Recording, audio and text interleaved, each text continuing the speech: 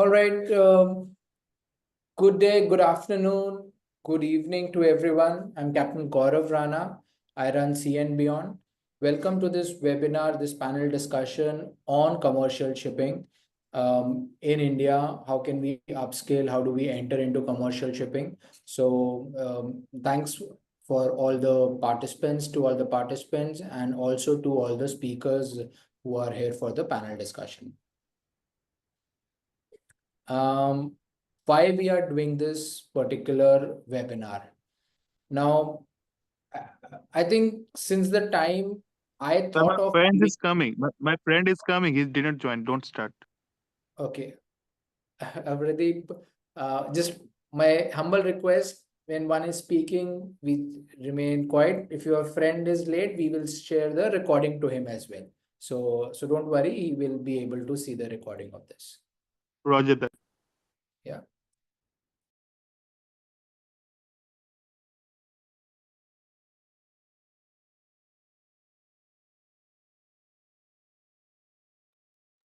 Gaurav, you're on mute. Yeah. Okay. Why are we doing this webinar?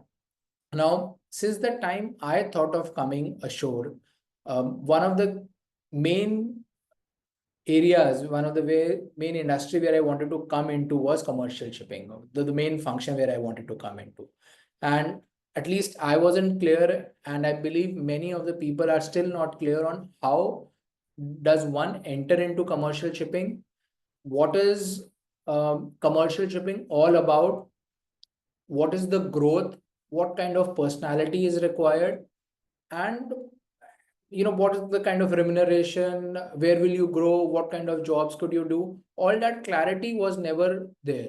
So what we are trying to do through these webinars is increase your awareness, and increase your awareness through information directly from the people who have been into commercial shipping from a long time, and who, when they speak, it's absolutely credible, and you can't get better persons than them to give you information on commercial shipping.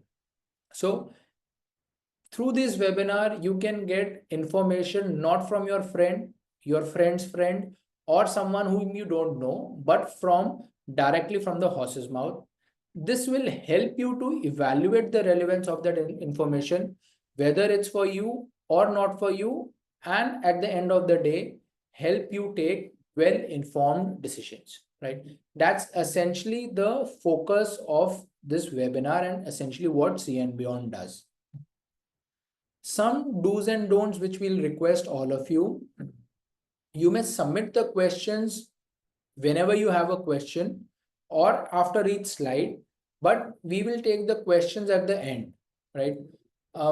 We have about 70 odd people in the webinar. They'll keep on increasing. We'll try and answer your questions, but may not be possible to answer every or very focused question. We might generalize the question, and we can take the focused question afterwards offline, right?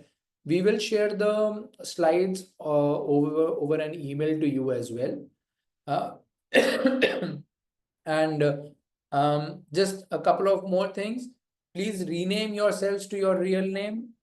Try and not speak when the others are speaking. If you have a viewpoint, please write it in the chat window, and we will take it up maybe at that time or later, but we will take that point up. If you have any question, please write it down in the chat window, or any information that you would like to give.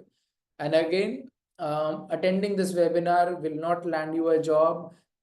In fact, the course also, we do not guarantee any job, but we will at least give you an interview through. But you'll understand what is commercial shipping more about, and how do you go about entering into it, right?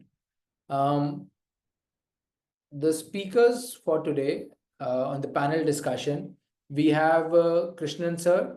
Krishnan sir is the International Vice Chairman of Institute of Chartered Shipbrokers, and he's been involved in commercial shipping from maybe 20 plus years with various companies in different roles, initially in India, then in UAE. He's also the strategic advisor at Transworld Group. He's played a pivotal role in enhancing ICS visibility, and that's it's functioning all around the world. So it's not a local role which is doing, which is limited to a country, but it's at a global level. Welcome, Krishnan sir, to this panel discussion. We also have Captain Gautam Sharma, who is the APAC team leader for commercial operations in Kargil.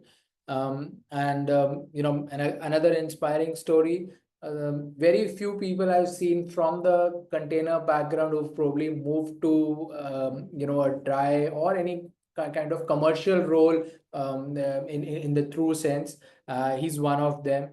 He's leading the operations in India. He sits out of Pune office, and a great guy. Thanks, Captain Gautam, for being on this panel. Um, Thank we've you. also got Captain Sanjeev Bhatnagar. Captain Sanjeev Bhatnagar is heading Navigate India, and he's again had roles globally. He worked in UK earlier in Navigate, and now he's come back to India. We have Captain Shashi Shekhar as well. So one of the few master mariners that I know, or probably anyone would have known, who's managed the HR function of a fairly big company. And actually, we've written Ocean Sparkle, but it is Adani Ports SEZ, for whom he's managed the HR function. And of course, we have Dr. Abhay Singh Thakur, who is the assistant professor, School of Maritime Law, Policy and Administration at Gujarat Maritime University, and he's a member of the board as well. So thanks to all the presenters for coming here and for talking to us. Let me at this point of time take a poll to understand the audience. Okay, let's have a poll on what is your rank. To the audience, are you sailing top four? Are you sailing at an operations level? Are you settled ashore after sailing, or have you never been to sea? So where do you see yourself, please?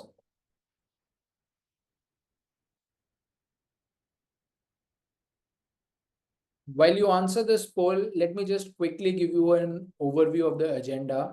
We'll talk about what is commercial shipping. Krishnan sir will talk about it. He'll talk about the evolution of industry. Then we'll have Captain Gautam. He'll talk about shipping and more focused on commercial shipping in India. How that's the evolution of that has happened. The current challenges in India will be talked by Captain Sanjeev. Then the advice for the job seekers, of course, Captain Shashi, no better person than him to give you that advice. And then the changes happening in commercial shipping that Dr. Abhay would then talk about in terms of the programs which are available. How do we ensure that we have enough and more people who can cater to the demand which is happening over there? All right, we have a good percentage of who have answered the poll, and let me share the results. So we've got about 34% top four who are sailing, 23% operations level. We've got 17% who are settled ashore, and 26% who have never went to sea. So thanks everyone for putting in the poll. And let me now take a poll, and I'll stop sharing the screen, and one second, and let me take another poll at this point of time. So all of us are here because we want to enter into commercial shipping. If I may know, what fascinates you about commercial shipping? Why do you want to enter into commercial shipping? The poll should be in front of your screen. And after this, we'll have Krishnan sir speaking and giving us an overview of commercial shipping and its evolution. So over to you, Krishnan sir. I'll take the results of the poll and share with everyone.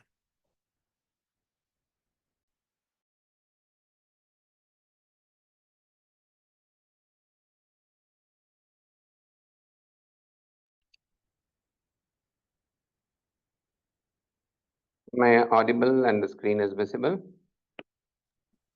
Yes, sir. Yes, sir. So we've got about 78% of you who have voted, maybe a couple of more votes, and then we'll stop it.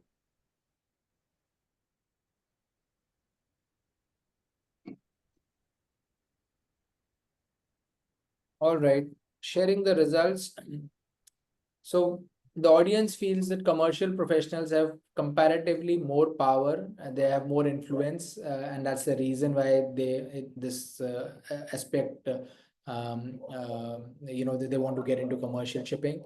Then the rest is it's equally divided. Half people feel that there's a lot of money, and then a few they feel they don't know much.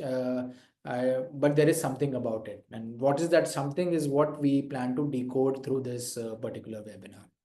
So over to you, Krishnan sir, now.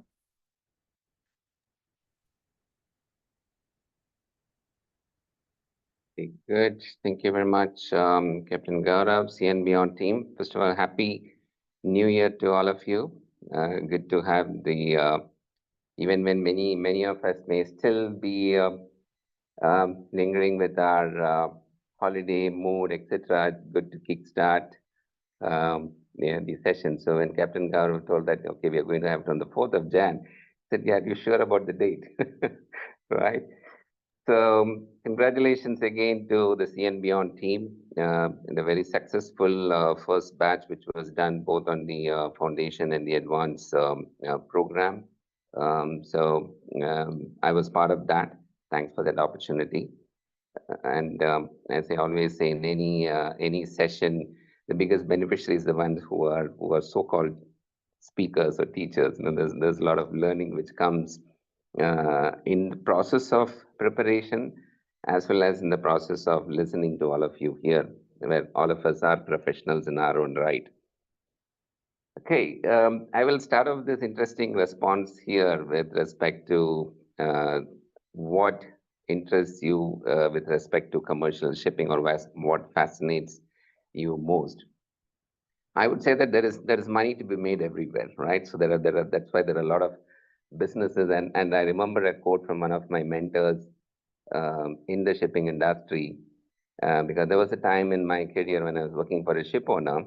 I'm still working for a ship owner, but another one where I was doing commercial management of chemical ships, where there was a particular fleet of ships where we were bleeding, and we had 5 of them on a long-term time charter, and then we were managing it as a pool, and we were bleeding. I said, so what happens? There's so much money which is going. Why can't we terminate the contract, etc.?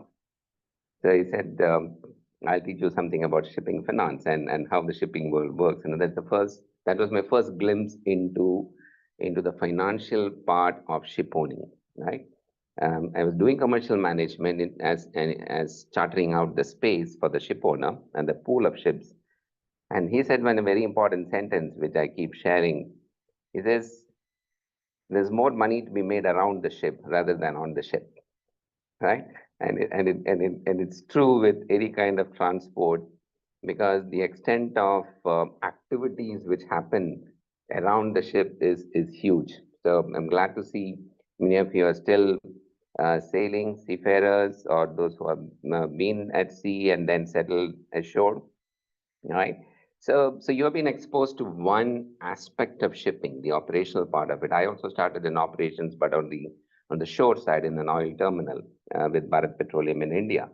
But then, moving from there into chartering and into different aspects, you get to know what this industry is about. How vast this industry is about. I am still at awe in terms of looking at various new aspects of shipping every time I attend a seminar or attend a course or listen to people or listen to students. This industry will never ever make you feel bored, right? So one correction, Captain Gaurav. So I will double that number. And this is my 38th year in the industry. Oh, wow. Sorry about that. No worries, no worries. I know you were trying to mask my age, so thanks for that. Yeah. Okay, great. So moving on, I've got a couple of slides just to tickle your brains there in terms of some pointers, and then of course, as I said, this is just the beginning for many of you into the commercial aspect. So the entire thing, starts with trade, right? We in the logistics industry, in the shipping industry, do not have an existence without trade. And so that's why in terms of economics, we call it this, it's a derived demand. There's somebody who's buying and selling goods, somebody who needs to transport it from point A to B, and therefore we exist in terms of moving those goods. So this is one very important thing which all of you should keep in mind throughout your career. Whichever segment of the industry you're going to be in. And some of you may move from pure logistics into a trading house. I work for trading houses where you have to be in touch with what's happening in the industry. So this is one very important lesson all of you should take to heart, because you cannot be in the world of logistics and shipping without understanding trade. If you want to be successful, if you want to progress, if you want to be ahead of the game, whether it's a company or an individual, right? And then, of course, we will look at the broad aspects of purely from a shipping point of view, right? From building a ship to demolition and what goes in between. You've got the commercial aspect. And when we talk about chartering, that's where I said you have to understand what's happening on the trade, what kind of cargoes are being moved, why it is being moved, where is it being moved, what are the changes which happens because of geopolitics. That's a huge subject by itself, right? And then of course the different aspects of the voyage which interacts with the trade, which interfaces with the trade and the various operations. And then there's another segment, which is also a very big segment, a very huge opportunity in terms of a career to be built there, is in terms of the port and related infrastructure, or the shore infrastructure which is there, right? So you've got the cargo, you've got the ship, and then you need the infrastructure at both ends to put the cargo on the ship and receive the cargo from the ship, and then of course distribute it. So we always have to look all these three things together, right? And not just being focused only on what happens with the ship owner or what's happening with the ship management, etc. You have to look at the whole thing, because each of us have got different interests. We have got a liking for certain things. We have got a competence in certain things. We would be able to develop our interest in certain things, right? So learning about chartering or commercial aspects is not just for those who are going to do chartering. I would say everybody in the chain should do that. So just to say, like these programs which are there, and what we do at the Institute of Chartered Shipbrokers, it gives a complete overview of what is happening in the entire value chain, and each of us should know that. Even in smaller amounts. And lastly, in about 5 minutes, I will give an overview of what's happening in the Middle East market, because this is where I've been most of my time now, about 29 years, with a couple of years in Far East. I started off in India, but then in Dubai, then in Singapore for a couple of years, and back in Dubai for the last 15 years now. So I'll give you a flavor about this dynamic market, ever-growing market, and what are the kind of opportunities which exist here. Right, so the objectives of today is I'll give you an overview about commercial shipping, and then a little bit about Middle East market, and of course touching on the global side of things as to how things have evolved and how it will continue to evolve. This whole market, which encompasses the ship, the trade, as well as the infrastructure. So if you look at it from where does this all start? Let's look at the ship. So you need to build a ship, right? So yes, you have a different market, which is the S&P, the sale and purchase market, where second-hand ships are also traded a lot. But let's for a minute say that yes, ships come into or are played in the market only based on new buildings. So just like a building on land, you need architects there. So sometimes you just look at previous designs, right? So where you call it as sister ships, where there's the same design in the same yard, because you have certain advantages there, right? And then you look at new technologies, especially very important in today's context, and which you will learn and discuss a lot once you're into the course with respect to what's happening with technology, right from the fuel technology or any other technology on board the ship. And many of you are familiar with that as to the changes which are happening and the massive exponential change which is coming in the next 5 to 10 years. It's going to be much more than what happened in the past, right? Then you look at shipyard options, and then you start with an RFQ process there, and then comes the actual ordering of the ships. There also you do have a role of brokers there, whether it is in new building. Also you have specialized brokers there. You got shipyards, then you got the original equipment manufacturers, where you get the equipments on board the ship, right from the engines, etc. Then you have got the classification society, which is involved right from the design stage of the ship, not just only for supervision of construction, but you have class which is involved right from the design phase, right? And then of course financing, a very, very important part. So if you have analyzed where are the shipyards today, which are the biggest yards, and why do they exist only in those particular places, or even in certain countries in Europe where the cost is very high, why there are certain shipyards which are thriving there. So you have to look at it from the financing point of view, right? So there are different reasons why these shipyards exist in those countries. So it's not a pure number game there. It's also about the country's policy. It's about subsidies, etc. And then the building. So you have the contract which is done. You've got the equipments, certifications, and then the process, right from keeling. So this also has changed a lot. The shipbuilding industry itself has changed a lot, right? So earlier it was like keel to mast all in the same place. So just like buildings, say Middle East as an example, or even in India, you will find that the lead time for construction, right from basement up to commissioning, has come down drastically as compared to what it was in previous, say, 20 years or 30 years. Why? Because there's a lot of prefabrication which happens. So the same thing happens in shipbuilding. Technology has changed, the market has changed, the demand has changed, and therefore you have new ways of shipbuilding. So now looking at ship operations. So this is just I would say a small list. I've just tried to capture the main players there, right from the registration, the flag, the regulations, which comes from IMO. You got the insurance. So here I'm talking about, say, one type of insurance is what's insurance on the ship.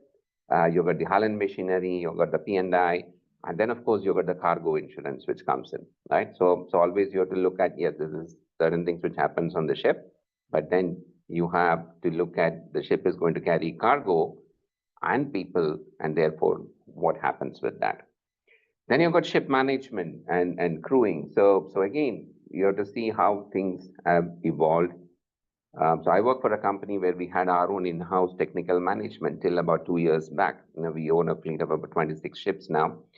But then the company's whole strategy was reviewed, and we said, no, this is not a core business, and therefore the ship management company was sort of sold off, or we went into a JV with a technical manager where they function as a separate company now, right? So you'll find more and more of this happening. In certain levels, you'll find consolidation, but in certain aspects, you'll find that companies would stick to their core business and then look at experts in, say, ship management. Within that, crewing has also become a separate aspect in many companies, where crewing is a separate company completely, whereas in some companies, you'll find the technical management and crewing being done by the same companies. Then, of course, you've got maintenance and repairs, whether it is small, big, dry docks, fuel supply, another major industry there, surveys. So when we talk about surveys, you have to look at ship side, shore side, cargo, so different kind of aspects which comes in surveys. And then, of course, you've got the ship chandlers who supply the right from, say, the food supplies, materials, spares, you name it, in terms of what is supplied on the ship. And of course, then you've got charterers. So again, different kinds of market exists for containers versus say the tramp shipment, liner versus tramp. So you've got the charterers, And because of that, you've got ship brokers who are intermediaries between the ship owners and the charterers, ship agents who take care of the ship when it goes to a particular port. And then, of course, you have different categories there. And then stevedores who handle the cargo. So especially in, say, in tankers, it's pretty simple. I've been primarily on the tanker side of the business. So in tankers, it's pretty simple where the shore side loads it and the ship discharges it. But when it comes to dry cargo or big bulk cargoes or project cargoes, you have all kinds of variations. So you've got specialized people who handle the cargo for you.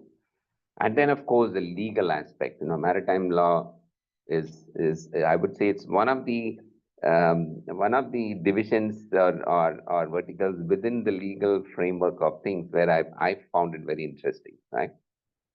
And then, of course, if something goes wrong, you've got salvage, you've got general average. So that's an entire industry by itself, which supports the shipping industry. And then, of course, what happens at the end of the life of the ship? So you could have a ship which goes on for 30 years, 35 years, 40 years if it is well maintained, or it could go for demolition for various reasons. Even if it's a young ship, it could still go for demolition. There are various economic factors which comes into play, technical aspects which comes into play. And so there are, again, it's a specialized field. There are ship brokers who are specialized in demolition, right? In terms of buying ships and then managing those ships for demolition. And that itself is a huge industry. If you have visited the big ones, and especially say the likes of Alang shipyard, the ship recycling places, you will see that is an industry by itself, right? So this is the snapshot. Again, there are many more players into this whole game, and you will see that there is a place for each one of these players is a niche market. There are many people who are specialized in this, and there's a business to be made, there's a career to be made in any of these segments. It all depends upon the individuals and our interest, how it develops. Quickly talking about trade, because as I mentioned to you in the beginning, you cannot segregate shipping or logistics from trade, right? So this is just a snapshot in terms of where we are going in terms of numbers, maybe last year's numbers there, right? So this continues, and the major segments, whether it's the containerized one, whether it is the dry bulk, the major commodities which are there, and then of course the liquid cargo trade, which right from crude to clean products to liquefied gas, right? And this continues to grow. And with the current geopolitical situation, which I'm sure all of you are aware, in terms where the ton miles have gone up, and therefore there is an artificial inflated demand of tonnage of shipping, right? So major commodities there, you start with whether it is dry bulk, liquid bulk, containerized, break bulk, wheel cargoes, the ro-ro ships, then of course the reefer ships, and then of course a very specialized segment of heavy lift and project cargo, and then a very niche segment which carries livestock, right? Looking at say purely from a shipping, which many of you are familiar with, I'll quickly go through this. But what I want to highlight is that you have to start looking at who are all the different players. Many of you probably would have analyzed this. You have stakeholders. You would interact with them when you're at a port, or even in between, with the charterer. But you have to understand, when you get into the commercial side of things, the entire web of stakeholders who are involved in a particular transaction, and it is huge. And especially in a container ship, you can imagine, right? In a bulk, in a tram trade, you may just have one shipper, one consignee, one load, one discharge. But you can imagine in a liner kind of a trade, how many different parties would be involved there. And the different kind of contracts, because ultimately when we talk about business, it is contracts. And with each of these parties, you will find that there are contracts which are in place, and how it affects the businesses in the entire chain, right? Quick overview on type of charters. Some of you already may be familiar. So you've got a charter party, which is the contract which is done between the owners, the ship owners, and the charterer of the ship. And you've got, I would say, the three broad classifications starting from bareboat, which most of the time has got a demise clause, a demise of the contract.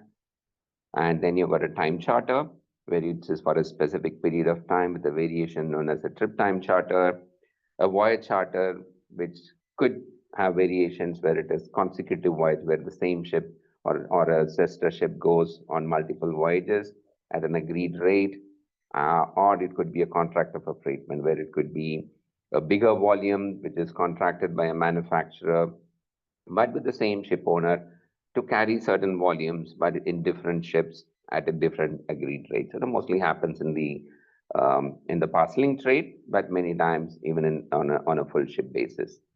So this is just a snapshot. Again, you have to understand that each of these segments are specialized, right? So when you dive into the course, you will find we will analyze charter parties, we'll analyze the various forms. How does it interact from a chartering point of view? How does it affect the cargo part of it? Why should somebody take it on time charter versus voyage charter? So if you're on a trading side, in a trader's desk, in a chartering desk, with a trader, these are some of the things which you have to analyze in terms of, would you take ships on time charter, or would you just depend upon voyage charter on the spot market, right? So that's a snapshot there. So this is just a summary of what happens, say, in the coal trade in terms of how do ultimately, or starting from, why does a ship owner invest in ships, or in a certain kind of ships, certain kind of ship? Would they just continue in that? What size of ships? And then where do they deploy them? Right? Even if it is coal, you can see in the map the common loading areas and discharging areas, and how does the market function, right? Even from a ship owner's point of view, would I put all my ships out on time charter basis, or do I want to play the spot market, or would I deploy it in a pool, right? And how does, if it is on a voyage charter basis, how is it negotiated? Or if it is on time charter basis, do you still need a broker, right? Or how is it negotiated? What are the different CP forms which are being used there? A quick snapshot on infrastructure. So in the container trade, yes, you do have the big ports, which needs to handle the mega container carriers, which are now 24,000 plus TEUs. Then you've got, of course, the smaller ones, which may be geared ones, where it still depends upon the gears of the vessel.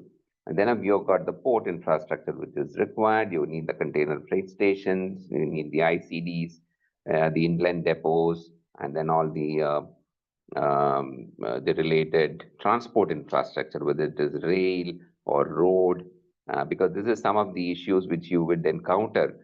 You may just analyze that, okay, there is a delay in the shipping side, but it could actually be a problem because of the bottlenecks on the port side, on the shore side. Then, of course, to handle the cargo, you have warehouses. On the dry cargo, yes, you have facilities where it could be, again, this is where you'll find the maximum number of variations in terms of how cargo is handled, whether it is with the short gears, or whether you have a non-geared vessel, the big ones. And then, of course, you've got the cargo handling facilities on shore. Liquid cargo, again, different segments there, whether it is on the crude side, you've got the offshore facilities, or you've got the transshipment double banking facilities. And then you've got the shore side facilities, where you've got the tank farms, you've got the oil jetties, and the berths and the pipelines, right? So this is just a snapshot of the three major trades and what the kind of port infrastructure. As I mentioned, this is a segment which all of you should research more about what is happening on the port and terminal infrastructure side, right? So that's a huge segment of the business now, and a huge opportunity. Role of ports, as I mentioned, different kinds. Normally it used to be government owned. state controlled, but now it has changed a lot. That it is moving more into the private side, and infrastructure is extremely important. So even before a mega container carrier comes, if the port infrastructure is not ready, there's no point in having that ship there. So the entire industry works together in terms of having the port infrastructure ready before the ship comes out of the yard. Okay, I'll pause here for a minute, and Captain Gaurav, do you have anything to add or? Yeah, no, I think let's take a poll at this point of time. And this poll is for the audience to, what are your views on where is most of the commercial shipping activity happening in the world right now? And where do you feel is the growth of the rate of growth is the maximum in which part of the world? So the options are there on your screen. There are two questions. Let's see what does the audience feel about it.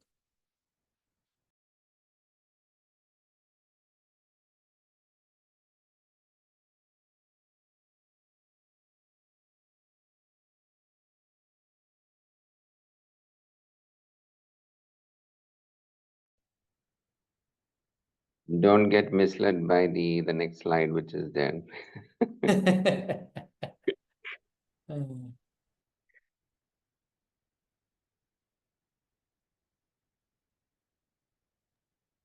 All right, final couple of seconds before I have all the people voting.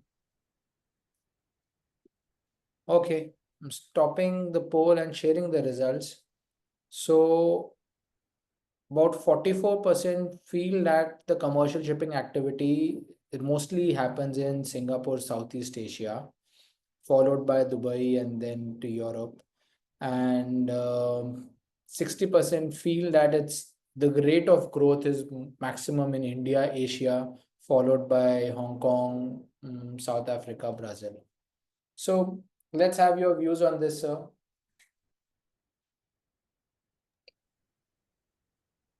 Great. So I'll give you a snapshot of what's happening in the Middle East, because many of you would have probably be looking at opportunities here. It's a growing market. So what are the major industries here, and what are the kind of cargoes, and or even in terms of companies, why are they coming and setting up shop in Dubai? Traditionally, why they've been doing it? Is there really that much of business within the region here, or is it just a hub, which facilitates business? So, as an example, the previous companies that I worked for as and managing commercial was based in Dubai, but I had zero customers in the UAE, right? So it was purely because of the convenience which Dubai offered in terms of being here, setting up the business, setting up the company, and then managing the business from here with all the other Middle East countries, or to any part of the world. So that's just one aspect of it, right? So I'll give you a snapshot. So this is growing, the entire shipping, the Middle East region. So I want to take it as a complete region here, and you should look at what's happening in Saudi Arabia as we speak. There's a huge growth which is happening there. Again, there are many factors which guides that, or which determines as to why they are again investing in infrastructure. Some of it is political, some of it is socio-political reasons, right? So it's a market which you should be aware of, and you should keep watching, right?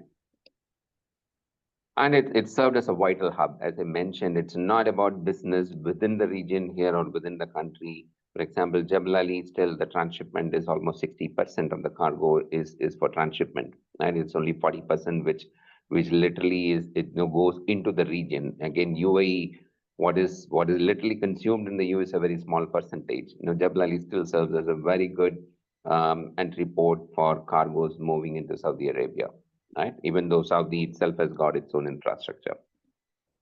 So crude, yes, it's still a major producer, Saudi Arabia, within this whole region, or even whether it is all the other countries who are producers of crude. And you've got two major LNG producers in the region, which is Qatar and Oman. And of course, Iran also has got its own production of crude as well as gas. And then you find that there has been a shift towards manufacturing, right? It's a very simple formula, especially those who have been sailing on tankers would know this, that it's very cheap. The per ton cost, it is very cheap if you ship the raw materials in large volume. That's why you've got these VLCCs, ULCCs, or even in ore carriers, you've got the biggest of the ships when it comes to raw materials, right? So therefore, when it comes to CPP, I'm just giving an example of one particular trade that your cost goes up. The moment you refine it and then ship, say, CPP, you're into smaller ships and therefore your per ton cost goes up. Then why is it that you still find there are refineries out in this region which ships out clean products to other parts of the world? Right, where it is not really required to consume, because ideally you need a refinery or manufacturing which is closer to the place of consumption. That's what keeps the cost low. But then again, as I mentioned, there are socio-political reasons. So therefore there is a surge in investment. There was a period which was so initially you had the 70s and 80s when construction was the peak. You've got new infrastructure, refineries, manufacturing. So you talk about even on the dry side, whether it is the aluminum plants, all these things, you find now there is a resurgence where there's a necessity to put more infrastructure on the construction to boost the economy here. So it's not just about consumption. It's not only a money game when it comes to these decisions. So that is where you will find there's a lot of growth which is happening in this region, and which again attracts all the other players, including ship owners, whether it's technical managers, shipbuilding, or ship repairs, and all the other activities. And on the finance side, so just to give you an evolution, yes, many of you are aware about the major hubs of Singapore and Hong Kong in terms of ship finance and insurance market, etc. And there is a shift. Yes, Dubai or Middle East is also building up that particular capability, but it's still not to the extent to which the mature market of Hong Kong or Singapore, right? Because they're all mature markets from a point of view of insurance or from a point of view of finance. But it's an opportunity because this is a growing market. And especially post-COVID, due to conflict, again, there has been a surge in terms of the activities which are happening here, or the companies who have positioned themselves in the Middle East. Okay. So services, free zones are a major opportunity because of which the trade has been supported. And then you've got technology, shipbuilding and repairs. And then, of course, to support all these things, you need people. So, for example, UAE, I don't know if you are aware, it's 90% are still expats. The local population is hardly 10% only, and I'm talking about UAE. Of course, other countries have got a higher percentage of the local population. So therefore, you need commercial, residential, that's again material, that's again shipping. So it feeds on itself, in terms of the circular economy.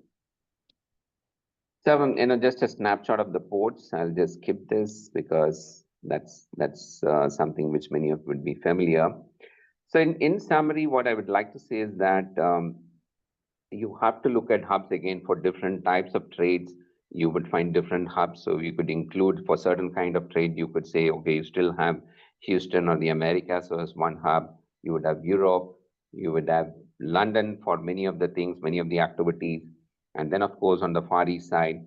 But please look at what is happening in India. What is the kind of the government policies which is going to drive the infrastructure in India, drive the policies in India, which is going to boost shipping, right? So Gift City in Ahmedabad is a classic example. Yes, it is picking up in terms of how many companies are moving there, which gives an almost like a foreign country entity, right? And then of course Middle East. So it's always good to analyze because in certain aspects these things are moving very fast, right? Some of you may be deciding saying that okay, 2 years from now I will get into commercial, but in 2 years the landscape would have changed completely. So it's extremely important to be in touch with the market, be in touch with current events, and then ensure that you're well positioned. And I would say uh, being agile is extremely important because things can move fast. You may think that, okay, let me start off my career in India, but you may be required to move to Africa, to UAE, or to Far East. So that's something and the earlier you start, it's the better, because that's the time when you may still have some more flexibility in terms of moving between places. So that's all from my side today. I'm available on this call for another half an hour. So if there are any questions, I can take it even after the next session. Thank you. Thank you so much, sir, for your talk. And essentially, what we understood and what you gave an overview is not just about commercial shipping, but the entire shipping as such, the various aspects, the various players involved, and how do they interact. So, thank you for that. And also a good perspective on how essentially Middle East is increasing, the demand is increasing, how it's growing from the shipping side as well. We now have Captain Gautam with us, and Captain Gautam has been working in India on the commercial side for quite some time, and he's the APEC team lead for Kargil. And so, um, Captain Gautam, if you may come in with your views in terms of how India is positioned in terms of growth. What do you see in your years of working in India? What kind of activities are coming in? Are they increasing? Is the type of activity in terms of commercial shipping, also the value of those activities, are they also increasing, please? So if you may have your views on that, please. Sure, Gaurav. Thank you. And hello, everyone. And thank you, Mr. Krishnan. It was very insightful, and I agree, like shipping is like a Pandora box. You just have to open the box and see what it has to offer you. There's so many different elements. I myself have been with shipping for over 25 years. And when I landed up doing commercial operations, it was a new world to me and still learning, right? So that's very important. And I think you highlighted enough that you have to have a complete picture. And in today's digital age, I think we need to have that focus and that just within ourselves to deliver back and get into this core shipping business. On your ask, Gaurav, moving on to discuss briefly on the evolution of commercial shipping activities in India. Well, in today's commercial shipping space, we are witnessing a very significant growth, transformation, and innovation. India's strategic location on major shipping lanes, long coastline, major ports, over 200 minor ports, the growing economy with increasing trade volumes and the right talent, which we readily have, it's making an ideal hub for commercial shipping activities, right? It's a very exciting time here. To add to it, with economic liberalization and the government initiatives, the Indian shipping industry is also transforming as rapidly.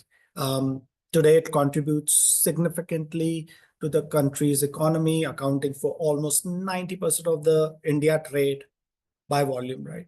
The industry has become more competitive, competing with the global players, and the digitalization is helping that, right?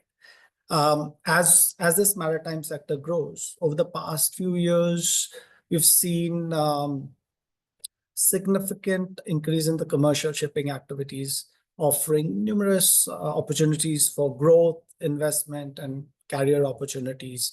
The key factors driving this growth include leading adaptation of technology, which is digitalization and automation in maritime sector.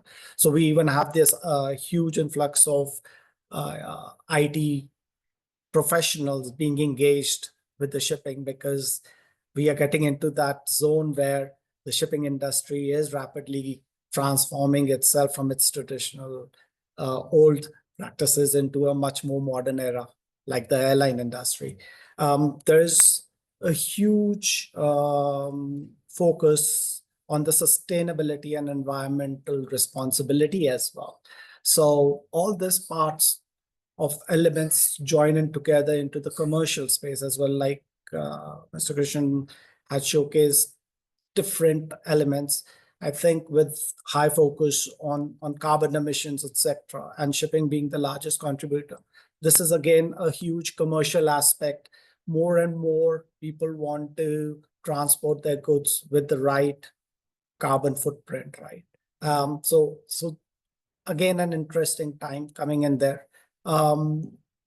If I may also tag this along with the improved and high focus on vessel performance.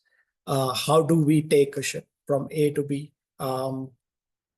There's just not the charter party speeds involved. How much CO2 you are emitting? Is it more sustainable?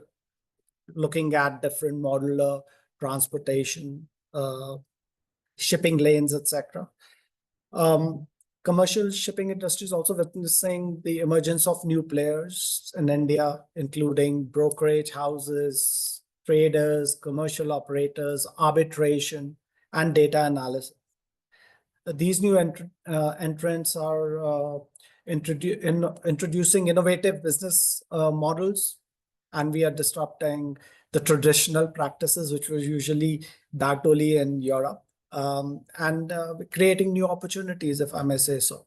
And I would endorse that several European companies have already established strong operations in India, be it the traditional shipping lines like Maersk, CMA CGM, Hapag-Lloyd, to leading only grain houses, commercial operators. More and more offices are opening, and they are giving more global hub centers operating out of India. So these developments, that demonstrate India's growing importance in the global commercial landscape, not only to cater to the growing volume demands, but the value and quality of work which is being delivered back to the industry is also being highly appreciated. And the credibilities are high. The expectations also are high on that.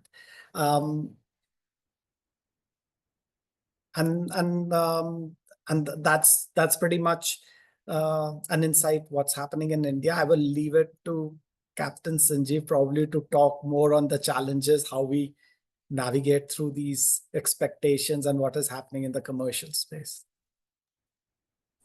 Thanks, thanks, Captain Gautam, for giving us that insight. So essentially, most of the people on this webinar were right when they said that India, Asia is where the rate of growth is fairly high. We've seen at least I know of maybe 5 companies in the last 5 years where their employees have gone more than 3 times or more, and specifically on the commercial shipping. And I believe Captain Sanjeev here, your company, I think the number of employees have really increased. So you're the best guys to give us those views. Over to Captain Sanjeev, who's been in commercial shipping for past 10 years, I guess, and he's now managing Navigate in India.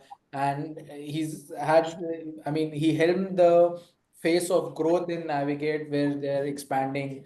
They had, a certain space, they doubled the space, taking more employees, and not just in, the core commercial, but as you said, vessel performance and everything else as well. So to Captain Sanjeev, while you are in India and, increasing the employees, what are the challenges that you are facing, and your overall, view on this, please?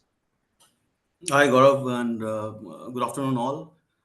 First of all, I'd like to wish you everybody a very happy new year. Good start for the year with this webinar, I think, Gaurav. Absolutely. Yeah. Just touching upon the challenges we are facing, I would say it is wrong to say we are having any manpower deficit in our country. With this population, uh,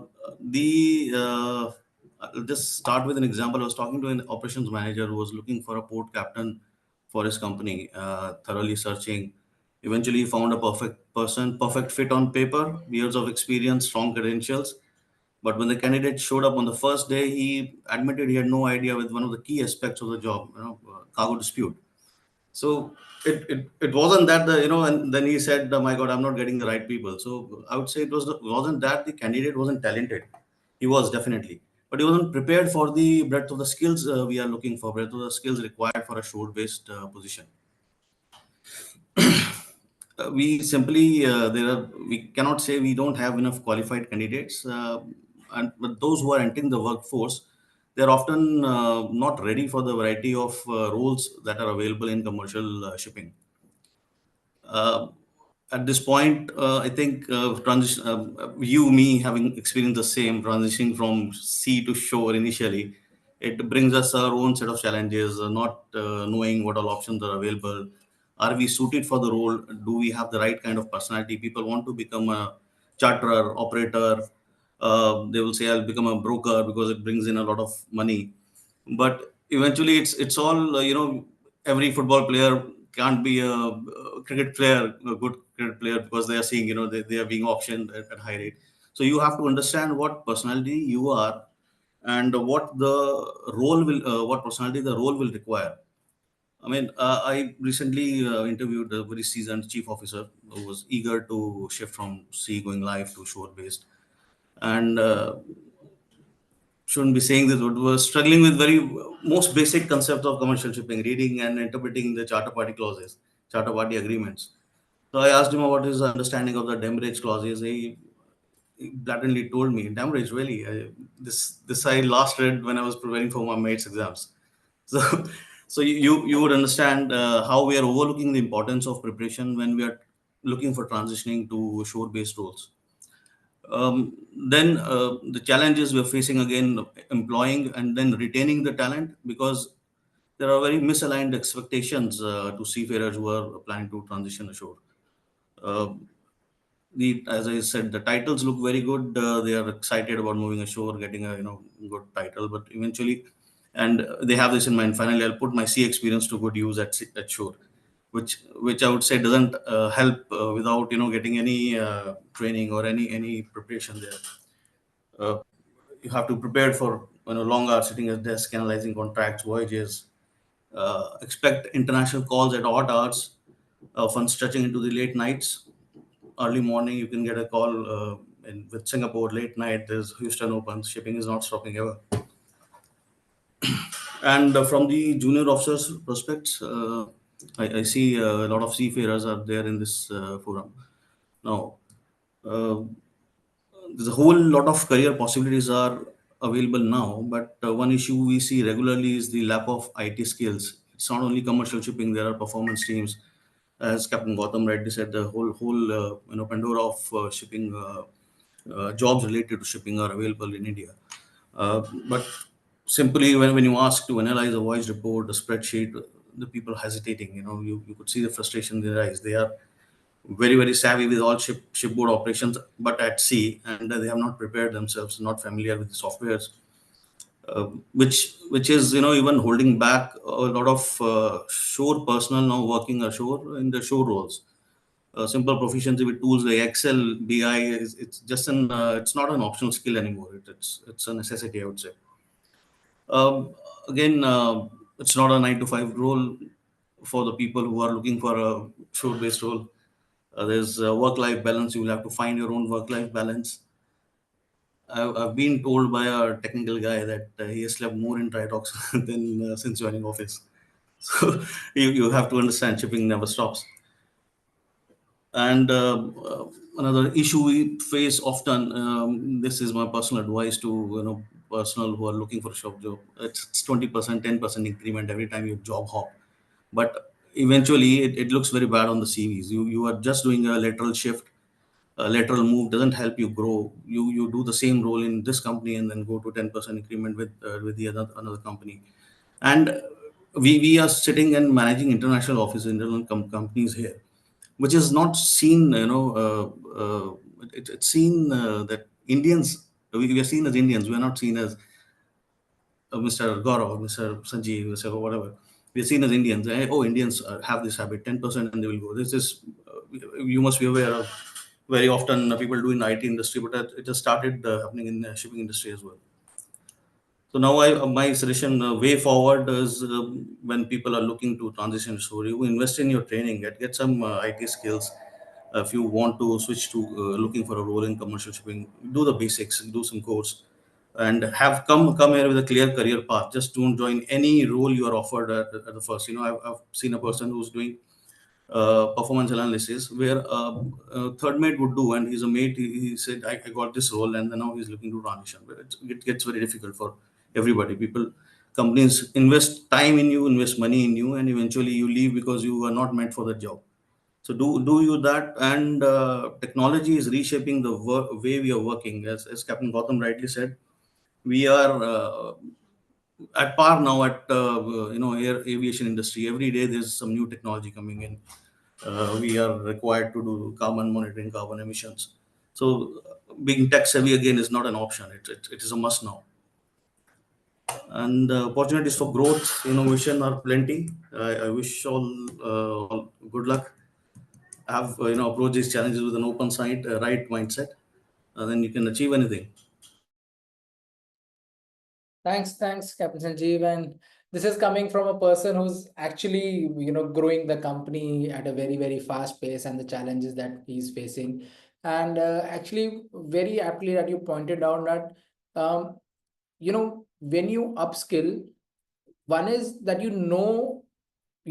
what it'll help you to get into a certain field, but also it will help you to understand whether that field is for you or not.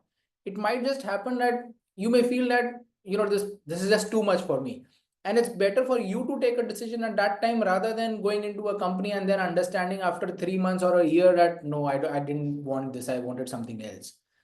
So very rightly put, Captain Sanjeev. Thank you for that. You're on mute, I guess.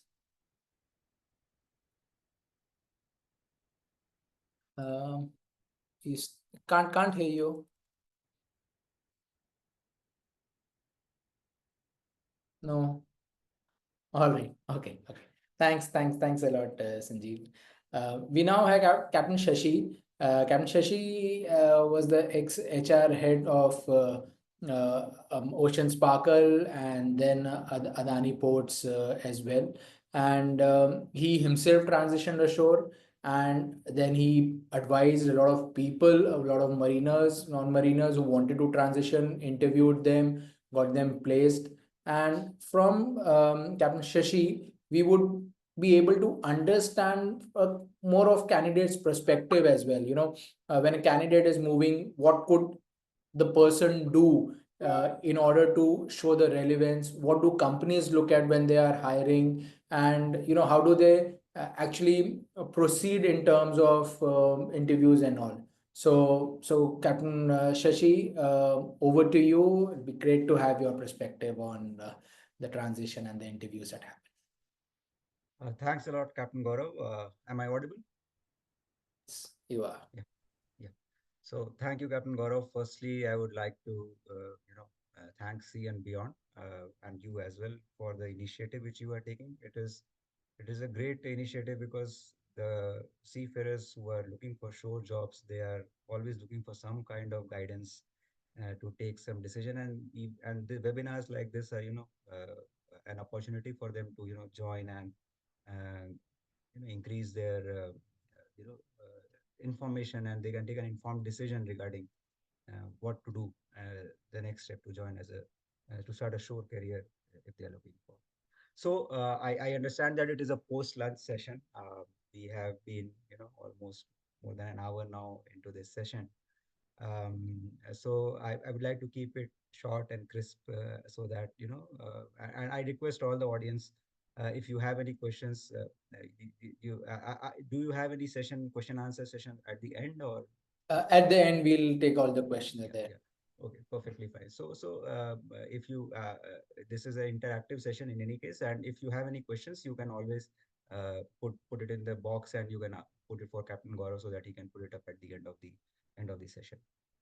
So Coming to the first, I would like to start with the employer's perspective, because I being as an HR professional, have been looking at both sides of you know of a job, where an employer is looking for a candidate and a candidate is also looking for a job.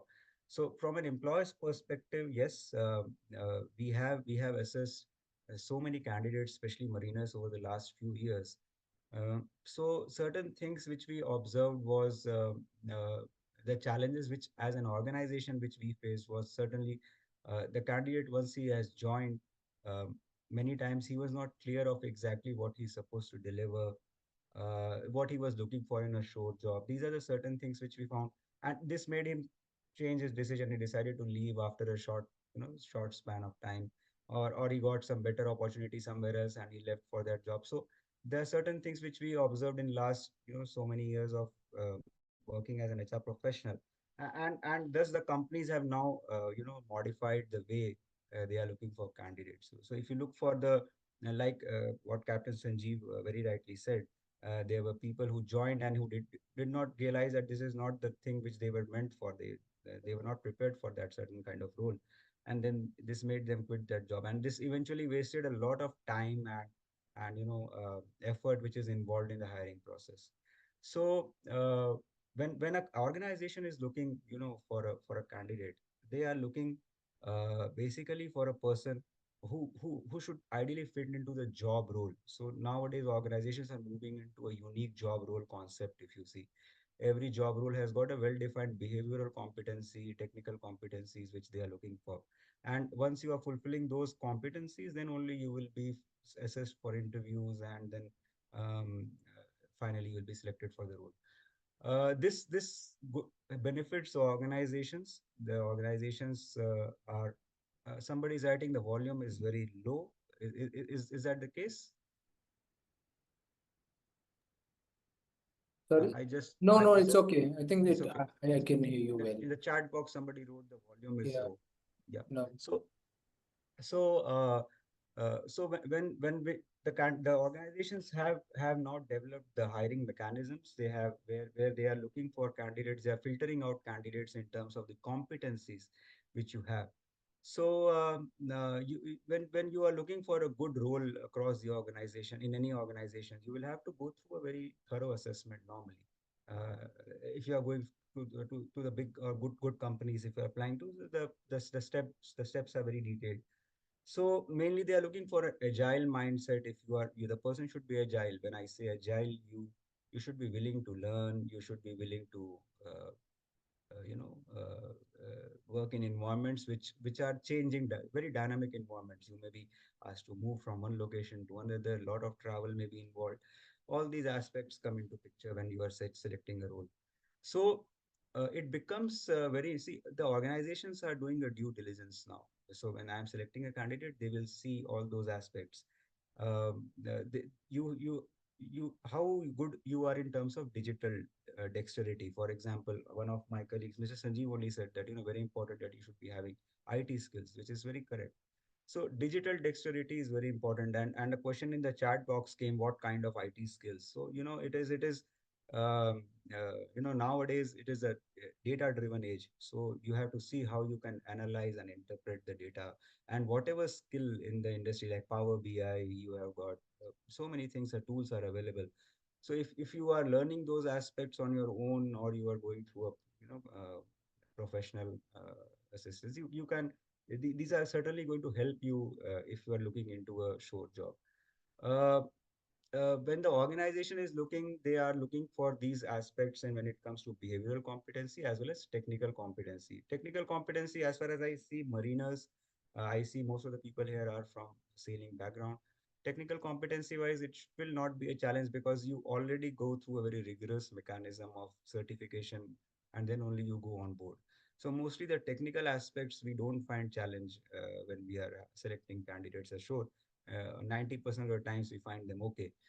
But mainly challenges which we face is when the people join and they are not able to adapt themselves to the vision, to the values, to the culture of the organization which they are joining. So very important for the candidate is to understand that, okay, I'm going to apply for this organization. So these are the vision, values, this is the culture. Better to speak to the HR very frankly that, okay, this is what I expect. I expect to work only 9 to 5. I want a work-life balance. If that is the case, in that case, you should be very frank that, okay, this is what I'm looking for. Because you should not be surprised because nowadays there are companies where you may be having strict 9 to 5 cultures, 2 weekly offs, and that is one way of working. And there are companies where you have to stretch yourself and you have to meet the deadlines and targets. Mostly that is the case across the short jobs. So you should be prepared to you know uh, uh, develop yourself, apply the extra effort, and then opt for a shore opportunity. Uh, when mostly of this people who are sailing, who are looking for a shore job, I ask them a question, in the interviews. See, what are you looking for? So the answer is that I'm looking for a shore job. So what is a shore job mean? Does it mean any particular kind of profile you are looking for? So you firstly you should evaluate yourself as a candidate that what is your area of interest where you are willing to go. If you are a person who likes to who is strong in numbers, who is good in analysis, who can communicate well, certainly commercial is something which should be you should try for it. I would say.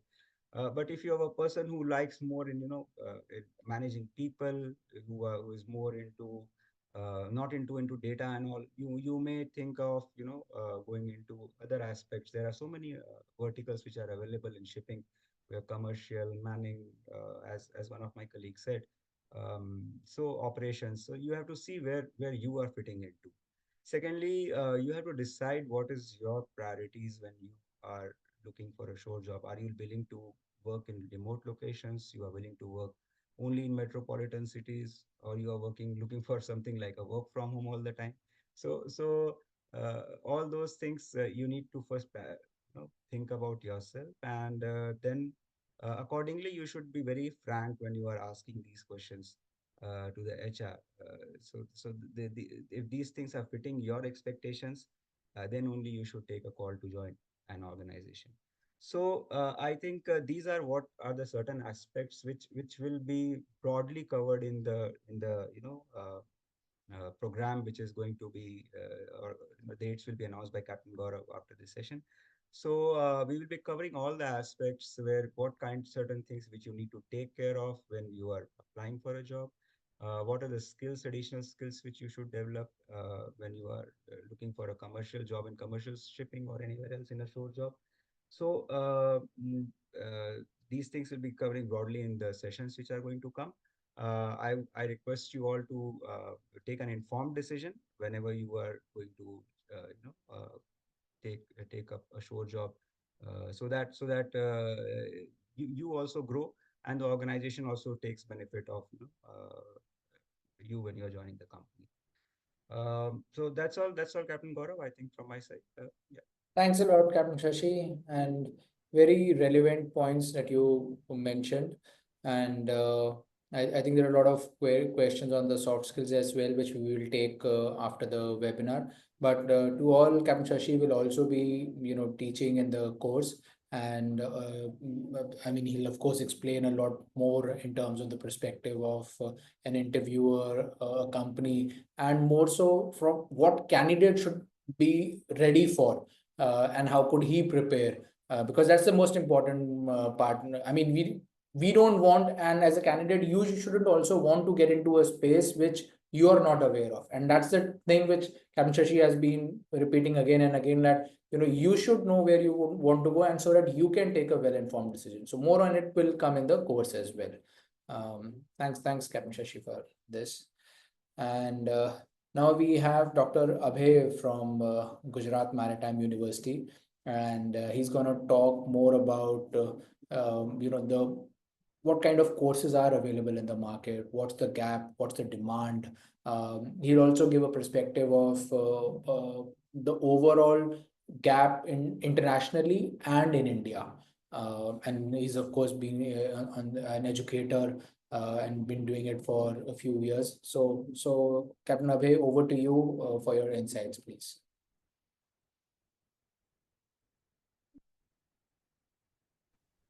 Thank you so much, Captain Gaurav, for the introduction. So I'll be sharing a brief presentation as we move ahead with this talk. So as you have pointed out, as a couple of the initial panel members have also pointed out, that there have been an exponential growth in the Indian maritime sector, particularly, and with the government policies and government initiatives popping into picture, we have more and more actions and nuances and more development and growth which is happening in the maritime sector, which is obviously creating more jobs. So the expansion of maritime sector and even the establishment of the university is something which is because of the actions of the government, and since it has been somewhat aligned with the Prime Minister's initiatives. So this all data that I'm showing right now in front of you, it's a press release by the Ministry of you have the Ministry of Port and Shipping and Waterways.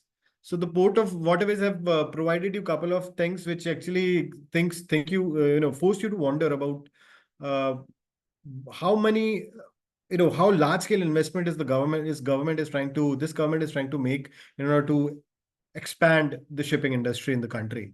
Obviously, there are certain challenges in every industry, but right now this brief data projects that how much emphasis that they want to make primarily in the infrastructure and primarily in the development and expansion of not just the ports and infrastructure, but they want to increase the number of ships. They want to increase the amount of investment. They are making regulatory changes also. You can see the change in the shipbuilding finance policies, which enhances the competitiveness and securing 313 vessels, which are worth some 10,500 crores. We have the Sagarmala and the Maritime India Vision 2030, which have gone forward to initiate with 150 projects for growth of maritime sector in the country, this amount is already allocating 3,714 crores. We have inland waterways now happening, and the government aims to have 26 new national waterways. So like highways, we are very much indulging, not just international shipping, we are very much indulging ourselves in coastal shipping and inland shipping, both. And these all have not been happening so much in India, primarily the inland shipping. So the opportunity doesn't really only, is there in the international shipping. It's also there in national waterways as well, with the government spending more and more money in ensuring that our inland waterways is also ready to entertain the bigger vessels. Obviously, there is a huge investment required for that, and we can see the encouragement of the government. Actually, they are employing all that money. They are actually indulging in that. We have modernization of the port, which is occurring. Indian ports have shown an increase in carrying capacity and handling of 87% since 2014. 87%, that's a huge number. And the Paradip port have become the India's largest port in financial year 2024 by handling 145.38 million metric tons of cargo. We have port infrastructure being developed. India plans to invest some $82 billion in port infrastructure by 2035, because we have the 2047 Viksit Bharat initiative. So for that, the Indian government is also building a new major port in Maharashtra, another one spending somewhere around 76,220 crores. Shipping fleets, the Indian government plans to have 1,000 more ships, impacting not just the number of not just by increasing the number of vessels, but impacting consequently by increasing the numbers, consequently impacting the freight market, affecting the availability of the vessels. So the government aims have already initiated and indulged in revolutionizing the maritime sector in the country. So although we do have a growth which is there in the country in terms of maritime sector, it is on the projection of expanding and increase. major increase is something which the government is looking into. And they have to, because shipping industry is the bloodline of the nation. As already Krishnan sir has already mentioned that 95% of Indian shipping, I mean Indian trade, import export happens through shipping. 95%. So that's uh, approximately all of it. So you can see here under the maritime vision, it has been reported, emphasizes that the government is also aiming to have some 3 lakh crore investment in port projects, creating 20 lakh jobs. It has expansion on the maritime sector. There is a concern in the maritime sector for less number of women. So there is another poll that I can suggest Captain Gaurav to run, that how many are women and interested in maritime sector. So this is also specifically catering to the women. Women representation is something which the maritime sector is indulging in. I see all the companies, I see multiple awards coming up, which have been given to multiple shipping lines and operators for diversity. So it's something which the government is focusing on, and more women representation. So this one fact that I will tell you about my university particularly, the number of women are more. So the women interested in commercial shipping is more than male. So that is what I'm seeing here in my university. Anyways, so we have this data also I wanted to just go through. So maritime sector is expanding annually by a rate of 4%. 3 to 4%, it is expanding every year. And we have the value also of the tonnage which is being carried, the value of shipping in the market is also increasing. 1.9 trillion. It has grown. Right now, it is 1.9 trillion, and it is expected that by 2028, it will go to 2.4 trillion. So internationally, not just nationally, initially I showed the data of India. Now internationally also, the expansion in shipping is visible, is evident, be it port infrastructure, be it any other invention. And so much money now we are spending on decarbonization, alternate fuel. And as Captain Gaurav also mentioned, and Krishnan sir also mentioned, that you have these decarbonization laws, IMO policies, which requires that now you have to use alternate fuel. Now you use VLSFO, now you use LNG and MGO, and you use the methane. But then you have to have proper training to use that particular fuel. So training and certifications, although are needed on board the vessel, but then you have classification societies who conduct inspection. They also have to have proper knowledge and proper accountability towards that. You have so the idea is that more policies are popping up. Training is required for that. Also, certifications are required to understand and know and have deep knowledge about those nuances as well. Similarly, as you require certification and knowledge regarding how to use the proper fuel on board of a vessel, or how to maintain the proper lubrication on board of a ship, it is equally important that you know when you enter commercial shipping, that you know how chartering works, how the commercials, how the charter party agreement works, how demurrage is calculated, how lead time is functioning.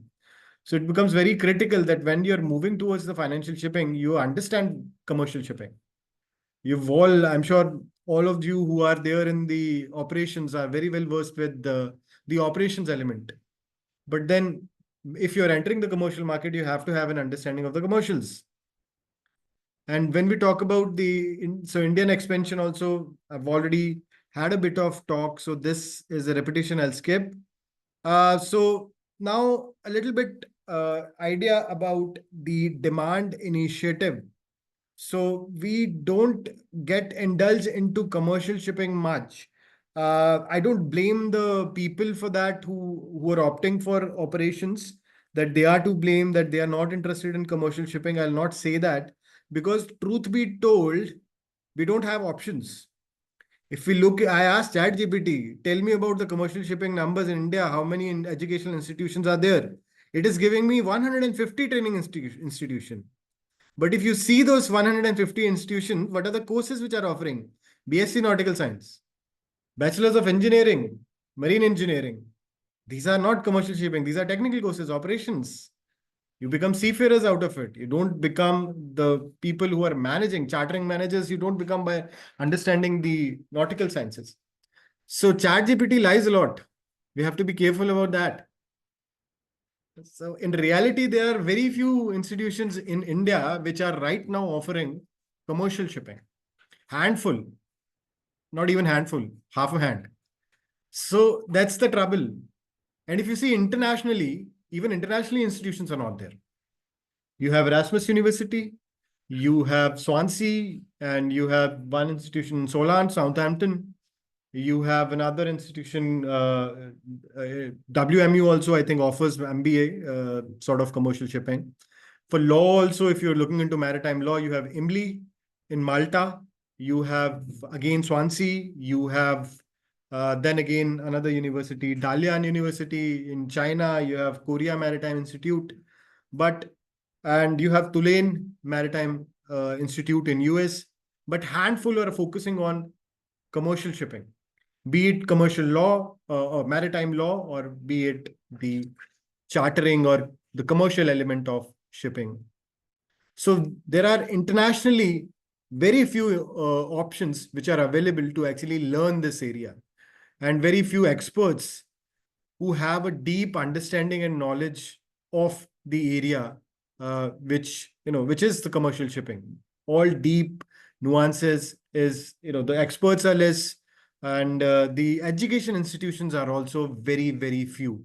Very few institutions are actually, or very few stakeholders, or initiatives are there like C and Beyond, who are actually delivering short-term courses on these very, very critical element and trying to give you those kind of unique skill set which you require in order to work in commercial shipping.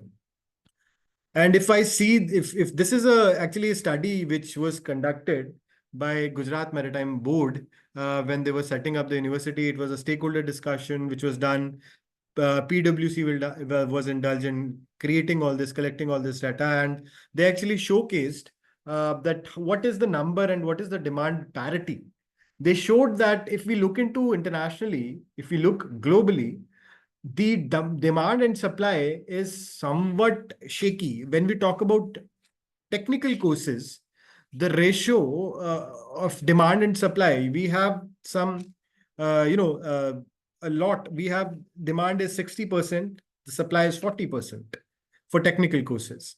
But for commercial courses, we have 92:8.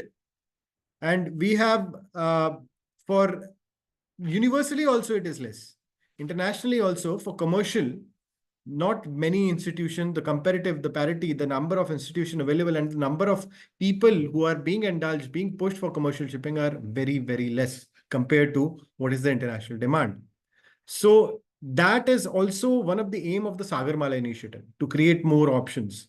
So if you look into the Sagarmala initiative on your own itself, if you look into the Sagarmala policy initiative, you'll see that it aims to create 10 million new jobs, 4 million direct jobs in the shipping, and then other jobs total compiling, which includes as CHA and freight forwarding and all those things. So including everything, 10 million new jobs it aims to create, the Sagarmala initiative. GMU, Gujarat Maritime University, is a part of that initiative. And with the help of C and Beyond, we tend to, make a difference, huge difference, and assist and be able to attain this number which the government has pushed. So the massive area of commercial shipping, these are certain elements of commercial shipping that are essential to cover and are essential to note. You have to have an understanding of ship management and finance. You have maritime human resource, you have cargo claims issues, port and infrastructure, maritime environmental compliances and regulations, how the fine and how arrest and detention of the vessel works, how maritime lien, maritime mortgage operates, how P&I clubs, insurers operates, and how the towage and salvage contracts are formulated, and what are the methods and mechanisms of formulating these shipping contracts, whether it is charter party, whether it is towage and salvage contracts. So these are prime, certain areas of or different nuances and different sectors of the commercial or commercial side, which you should have an awareness of. Other than so dispute resolution is very critical. Don't think that arbitration or conciliation or mediation, although I come from a law background, doesn't mean that arbitration comes from a law background. Anybody can be an arbitrator. You don't have to have a legal degree to be an arbitrator.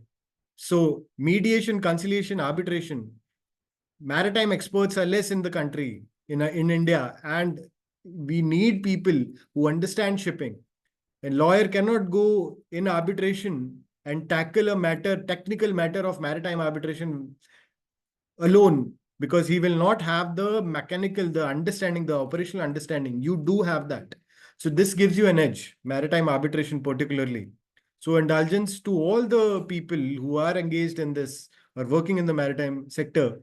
It's a very big opportunity for all of you to actually become the maritime arbitrators. Indulge in arbitration, conciliation, and mediation. You don't have to be lawyer to do this. You have these nuances. Krishnan sir talked about IFSC, this Gift City. Gift City has IFSCA, which has a very wide policy on ship leasing. So ship leasing is something which is happening in Gujarat itself and Gift City itself. And a lot of companies have already started leasing in adherence with the policies of the IFSA. IFSA provides a special economic zone, which provides some exemptions, tax exemptions to the companies, to the foreign investors, attracting more business in India. So Gift City is something where you'll find more and more companies coming in. They want to make it a Singapore-like initiative where they'll have the entire maritime cluster formulated there. Anyways, so you have the cargo issues, the cargo claims. Anyways, yeah. So these are certain issues. There are multiple other things also, that you can look into when in the due course, when you indulge and enter into a course. There are a lot of more things that you will get into, and you will get to know about a lot of certifications also. So I'll end here, as it has been indicated to me that I'm running out of time. So I'll stop it here. So thank you so much. Sorry about that, sir. But I think great insights from you. Key takeaways on the non-technical sides, the demand and supply is matching. On the commercial side of things, the demand and supply, there's a huge gap. So there's a lot of demand for professionals for courses, but the relevant courses and the relevant experts for delivering the courses are not there. We have Captain Jaydeep from the previous course who did the advanced course with us as well.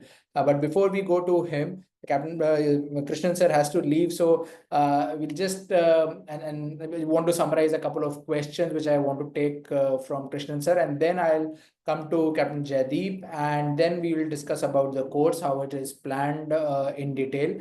To you, Krishnan sir, how do you feel if a person wants to enter into commercial shipping? What's the path that a person could take, and your general advice to the people over here who are in the webinar, please? Thank you. Am I audible? Absolutely, sir. There's no single way or a standard way. I would say that there can be multiple options there. So I saw some question in the chat box also in terms of, say, how do you enter broking? So I would say that first of all is to fix the goals. Others also mentioned this, is that, and most of you have got now an overview about the massive canvas which we have, with respect to shipping. It's good and bad. In earlier days when information was very limited, it was easy to say that you just go by what you really see and what you experience. But today, with so much of information available, it can be confusing. So it's very important that you narrow it down. So I give this tips for interviews as well. When I'm coaching for interviews, is that irrespective of, yes, you may have a personal liking for certain things, but in the interview, you should be extremely focused in terms of telling as to what you want. When you're going for an interview for a particular job, rather than a very vague reply telling that, yes, I'm okay with any job, I'm okay with any short job, that doesn't really work. So coming back to your question, Captain, I would say that, first of all, look at individuals' preferences, goals, liking, and then the competence part of it. I may like to do certain job. Yeah, I may like to do chartering, yeah, because it's more lucrative, etc. But am I really competent to do that? So how do you assess that? Yes, so you do have tools in terms of psychometric analysis or a career counselor, right? It's very important so that you don't end up, say, invest your time in the wrong kind of a choice, right? Which could be very difficult to undo. As a personal example, let me tell you, I've worked on the chartering side. I've worked with ship owners, working with the ship owner. So I was given a choice at one point of time to enter into a broking house, and I took a conscious decision. Yes, brokers are very important. It's lucrative. I know I have many broker friends. I assist them also many times, but it was my conscious decision not to enter into that segment. That was a personal choice. That's a personal choice. So it's very important to understand that because everybody is not cut out to be a successful broker, right? Just like in sales, though all of us are selling something at any point of time, it's not destined to be that way. So it's very important, self-assessment, seek help, please ask. This is one skill which as children, yes, or as a child, we have that, and sometimes we tell children to shut up with their questions, but please ask. There's um, enough help which is available, volunteers who are available, who are there prepared to help you out. So do not shy away from asking. And there's no stupid question, there is no wrong question. Please ask, and that is the only way that you can get to a point of shortlisting and then preparing for that. Thank you. Thank you so much for your time, sir. And I know you had to leave about half an hour back, but you extended for another half an hour, 40 minutes. So really thank you for your time. And we look forward to you giving a few lectures in our course as well, sir. Sure. Thank you, and wishing everybody all the very best. And see you all soon. Thank you. Thank you. Thank you. Let me move to Captain Jaydeep now. Captain Jaydeep is of course a master mariner, and he was working as a marine superintendent. He took a conscious decision of switching from an ops job to a more commercial job, and that's how he kind of enrolled into our advanced course in commercial shipping. So over to you, Captain Jaydeep. Your thoughts on why did you want to get into commercial shipping? I know we have had that discussion, but it'll be really great for people to know why people choose commercial shipping and your journey while you were there in the advanced course. Over to you. Thank you, sir. Thank you, Gaurav Rana, sir. It's a great opportunity for me as well. I hope I am loud and clear, right? Yes, you are. Yeah, thank you. So first of all, I wish you everybody a happy new year in 2025. We all have entered, and I hope most of the things has been covered by our mentors and industry experts. I have listened to quite a few in the last, but yes, I hope most of the things and most of the ideas have been covered. From my background, what I can see, what I can say is not mostly in the layman term, not the industry experts wise, which we have already listened, right?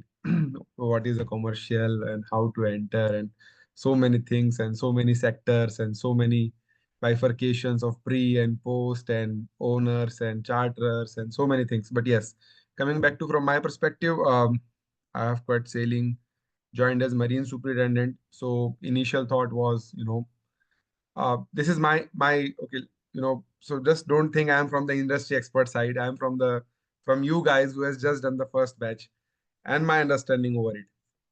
So I think initially when the people sailed, right, when we became the master, we were quite dedicated, because I was quite dedicated as a cadet to become a master.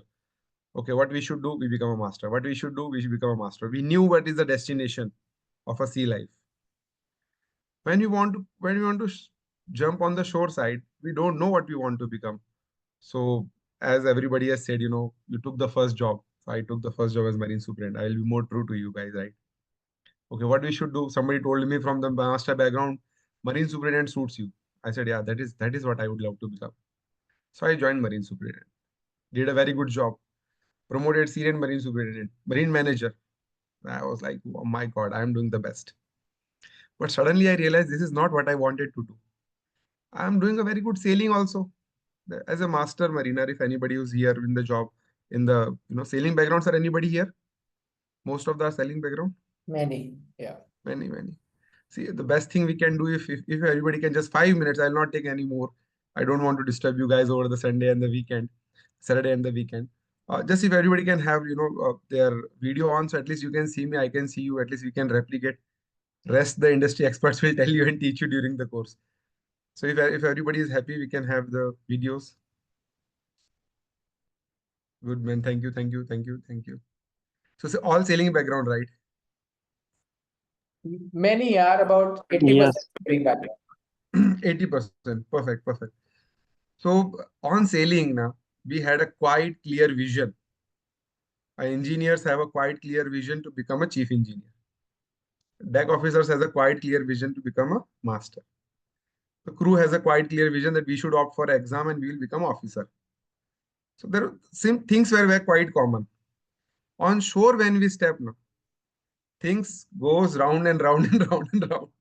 I will tell you, you can join in commercial, in pre-fixture, you can join in post-fixture, you can join in manning, in training, in management, in operations, in owner side, in agents, in loading master, in auditor, in inspector, in sale and purchase. You can join anywhere. So all these things are open for you. And thanks to CN Beyond, that sir has taken a very good step to give at least the brief introduction and a platform to decide, what we have to do. And all the industry experts have shared the same thing, that you need to know where you want to go. Instead of wasting your time and company time of 1 year, 2 year, 3 year, and then you realize that what you actually needed to do. If you are a logical, try commercial, which you, of course, definitely will understand by logical, by more calculatives. Somebody was I just read somebody's message in the chat box. But what if we are not logical? We are, human. So human resource, of course, manning, technicals, training, so many good options. Gaurav Sararan will tell you. After the course, actually, I have learned a lot during the course for commercial, understanding pre's and post, understanding the bifurcations, learning calculations of lay time, and so many things during the course. My intention was to join on commercial side. I'm a logical person. So I joined in broking perspective, ship broking perspective. That's where I have joined, and that's what I am working with right now. And that's where my forte lies. So I enjoy working up at 6 o'clock in the morning and start working directly. And because the China is already awake, 3.5 hours, 2.5 hours, plus they are already working. So we have to work. The China's cargoes are open, vessels are open, we are working. Then in the daytime, little bit of 12 o'clock is off time because nobody is doing nothing. Now Europe is waking up. 2 o'clock is again high time. When the Europe wakes up, you have again cargoes and vessel movement. Again going up to 10 o'clock. So the days are become long, but this is what I enjoy.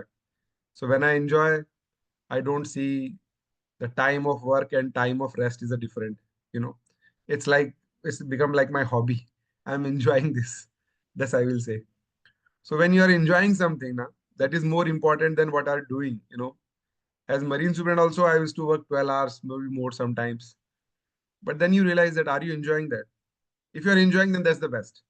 So I always, my sum up is, do what you enjoy to do.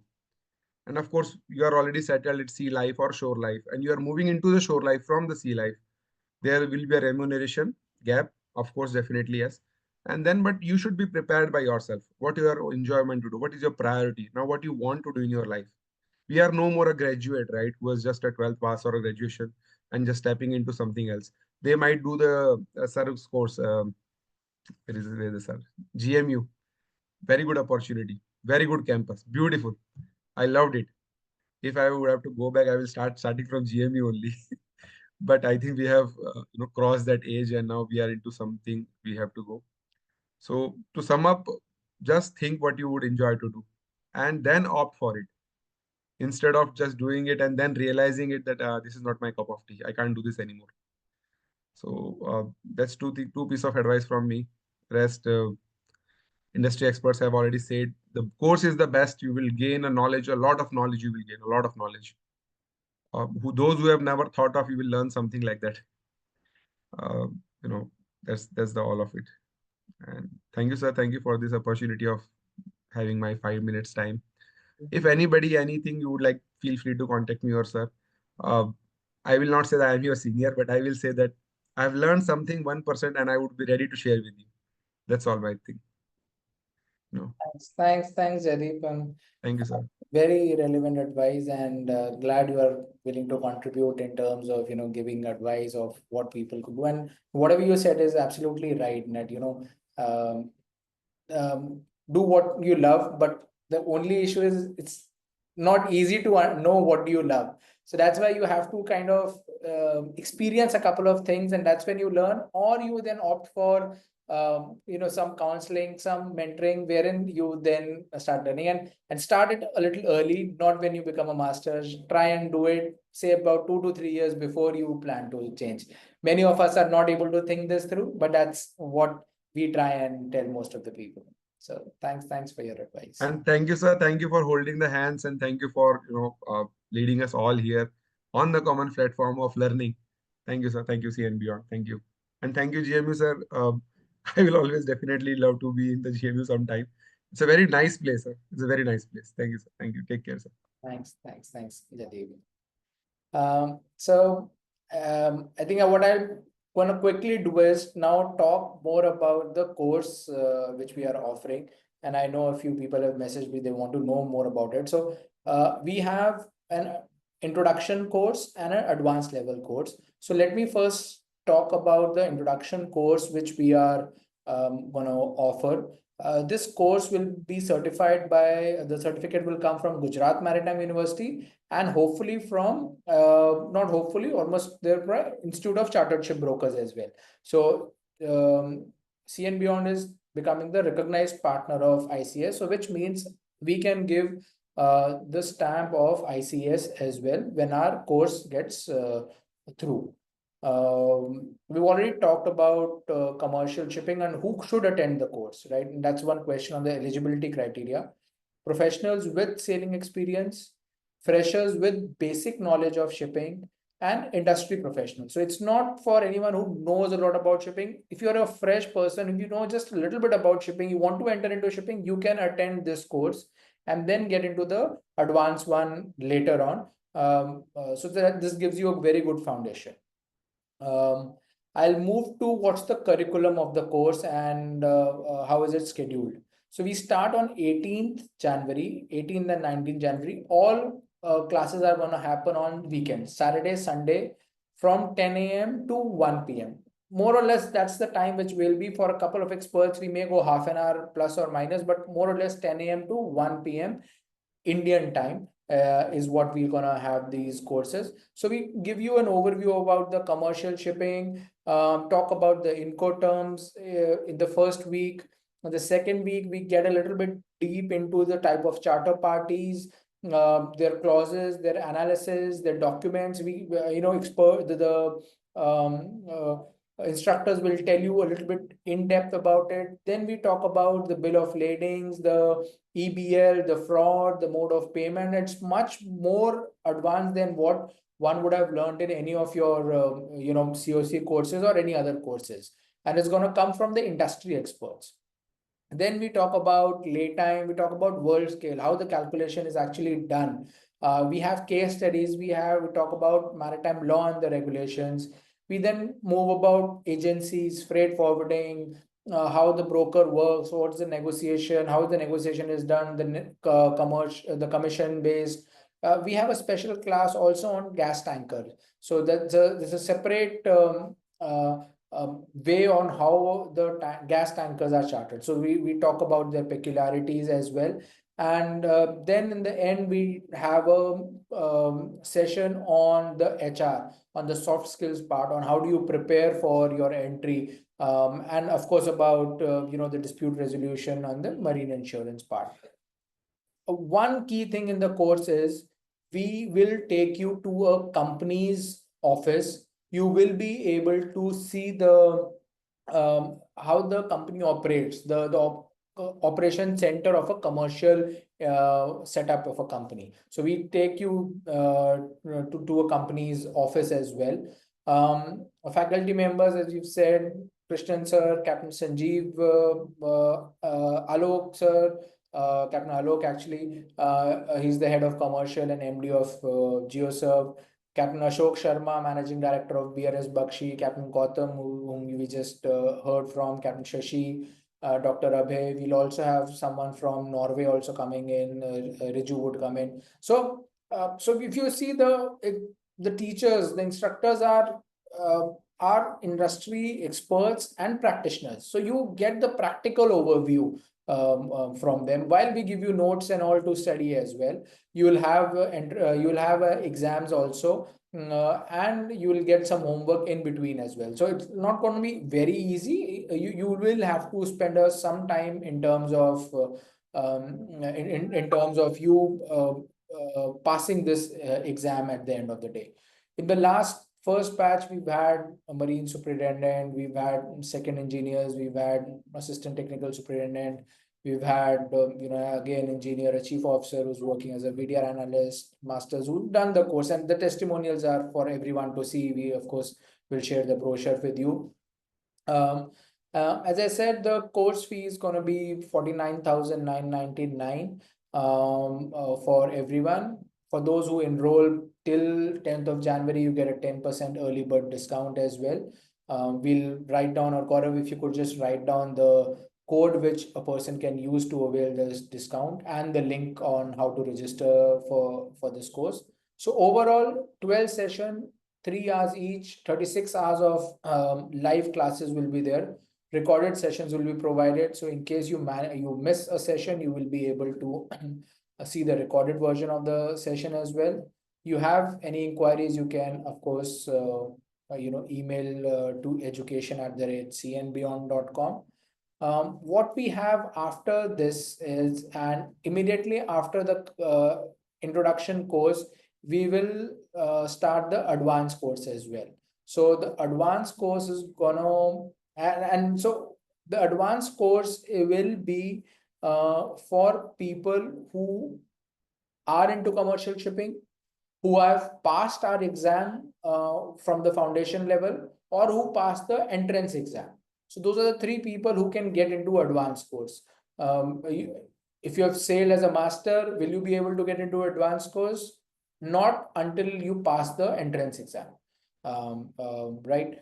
And again, what we will do in this advanced course is we will get into more depth of things, right? So if you've talked about the clauses, how are the clauses formulated in a charter party?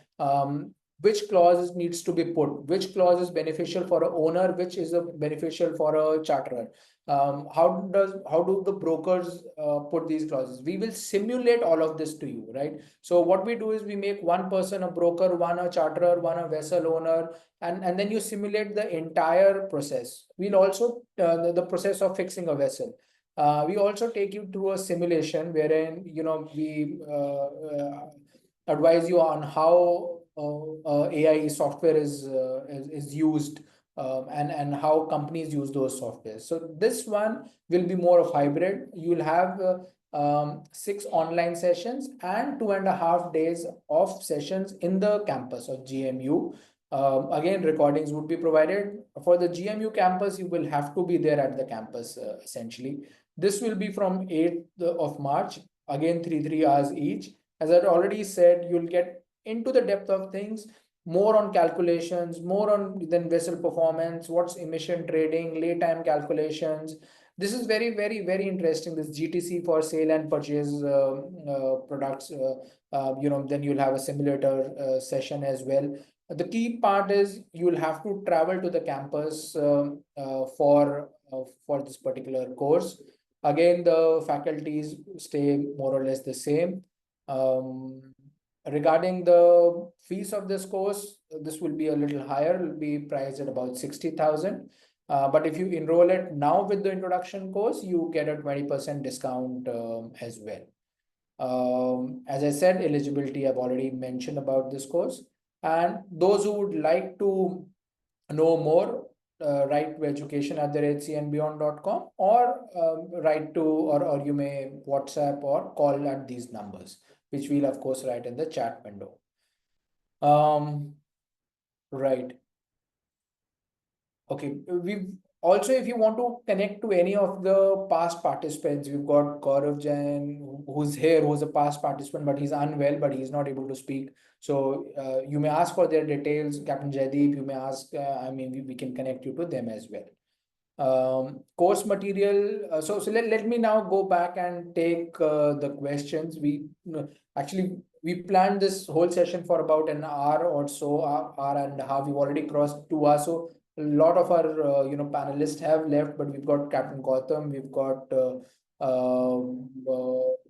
I think Captain Jaydeep is also there. So we'll be able to, let's see how many questions we'll be able to take. Let me just go from the start and see which questions have not been answered honestly.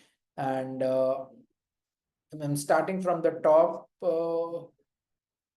The question is, will certification be provided? Yes, the certification will be from Gujarat Maritime University and Institute of Chartered Shipbrokers. Okay. Okay, in the advanced course, we will also have companies coming through. So in the advanced course, in the last time we had 5 companies who interviewed all the candidates who were available, who were willing to give an interview. They were interviewed and still the process of selection is going on. We finished the last course in December, so that's still going on, but we will get you at least 5 to 7 odd companies who will come for an interview to the campus. Captain Gautam was there last time and he took interviews of a few people in the campus as well. Okay, a recording of the sessions will be available. I'm just taking the questions which have come from the beginning. Okay. The IT skills question, I think it's not relevant over here, but Krishnan sir did answer that question as well. Is there a max age limit in the commercial shipping? I don't know. I think maybe Captain Gautam, would you want to comment on this age limit of commercial shipping? I would tend to say I entered commercial shipping at a very late age. And I still, when we take interview, and like the panelists also said, we look at the right mindset. Age is just a number. We could have and we've had cases where we've enrolled people who are very young, but the mindset is not there and focus is lacking. So I think it's been very well covered over this session as well. You have to hear where your heart is calling, and are you a fit or you're trying to be a fit? And if you're trying to be a fit, it's good to talk it out and let the other party be aware that, see, I want to give it a try. I don't know whether I'll be able to do it or not. So in the best essence of time, I would say no. I would not look at age as a number. The right mindset, focus, and being available and giving back to the community, shipping as well, not only for yourself. There are a lot of elements which goes onto it, especially for the seafarers. When you work out at ship, it's a very closed environment here. It just explodes, not only within the team, and then it just goes into satellite officers, it goes into different people, different backgrounds, etc., where you have to take informed decisions. You've not spoken, you are hands and ears, so a lot of various elements. So you have to have that bit in mind and then take a call. Thank you. Thanks, Captain Gautam. The question from Aman, his question is pursuing MBA in finance and operations. and he doesn't have a technical background, is he eligible for the course? So Aman, as long as you know a little bit about shipping, you will be eligible. The idea is that the more experienced guys, we take them in the advanced course, or we train you to get into the advanced course. So if you want to get into shipping, you have a little bit of an idea about it, you would be eligible. In case I'm missing on questions from anyone, you may please just copy paste them or just tag them. As I scroll down, I'll take those questions as well. Okay. Okay, Vikas question, he's done BTech, no sailing experience. He's now in weather routing, doing voyage book. What my career is in the future. Okay, Vikas, it's a very specific question. I'll just answer it in 30 seconds. You need a longer answer, which we can take it offline. But for your kind of experience, I think this particular area of voyage optimization, voyage performance is exploding. It's growing at a very, very rapid pace. So for you, I think it's a better place to be in. But I think you should understand a little bit more about technology. You should understand the commercial implications of whatever you are doing. If you understand these two things and implement it in your work, I think you will automatically rise. That's my view to you. Shivani, for more people friendly, I think business development is one of the better areas that you should get into. Then okay, Eric, your question, I think Krishnan sir has already answered. Okay, there is no fixed path. As you're asking whether what route should you take? Should you become a broker, ops, or charterer? So there's no fixed path. Once you understand the various facets, then you will know which one is better for you. You prepare yourself better for it, and then look at the opportunities which we could help you in presenting those opportunities as well. All right, Swapnil has a good question. Is pursuing PQE from ICS followed by a full sabbatical to do MSc in shipping trade good option for someone sailing? I'll take this first stab at it, and then maybe Captain Gautam, you could answer. His question is whether doing a PQE ICS followed by MSc in shipping trade from London, is that a good option for a chief officer? I believe it's a very good option because it gives you the value. It shows to the college that you have done something to add value to yourself, and then followed by doing a full-time course which gives a view to the community that you really invested into a very good course, and it of course enhances your skills a lot. So that's my view. Captain Gautam, you may please add on to it. Yeah, I would tend to agree what you said, and in fact, a lot of colleges gives you credits as well for having a previous knowledge, and so you can skip off certain or reduce your time frame. I mean, it works differently for different organizations, but yes, commitment, and it definitely adds value. At the same time, I'm pretty sure, at least from the European market, it would not be repetition for sure. So what you've already covered, you would get credits, or you would be asked not to take those exams, etc. Works differently. In fact, if you do the course from ICS, even if you're not a graduate, you can actually get into the postgraduate courses in UK specifically. So we know a couple of such colleges which allow you to, and this is just for everyone to know, because a lot of times on the deck side, people are not graduates and then they become masters or chief officers. So that's just for everyone to know. Captain Mitesh, all right, Rajesh question, let me answer that.